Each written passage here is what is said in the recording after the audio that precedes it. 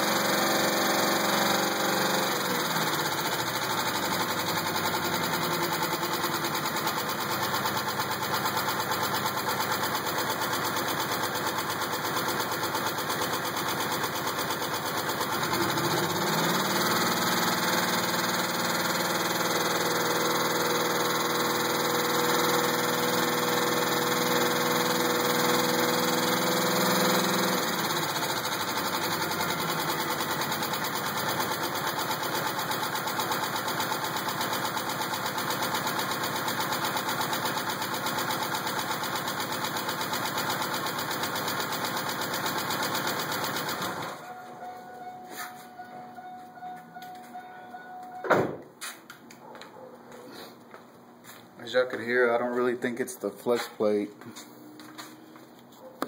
The sound didn't really go away as I eased up on the RPMs, but it stayed pretty consistent, even though when I revved it up. So the more I'm thinking about it, I'm thinking it might be a spring.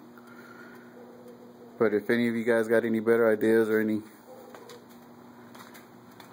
thoughts, I'd really appreciate it.